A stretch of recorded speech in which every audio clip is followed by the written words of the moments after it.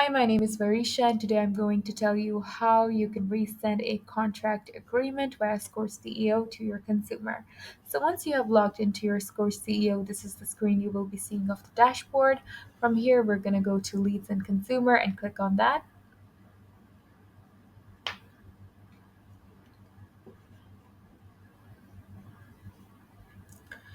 Then from quick search over here, we are going to search for the lead that we want to send the contract to.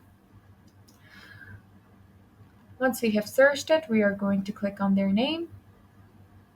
From here, we're going to go to the documents area over here. From here, we're going to click on sign documents. And then we're going to go to the top and click on send new document. Then we're going to select the document of credit repair contract and press send.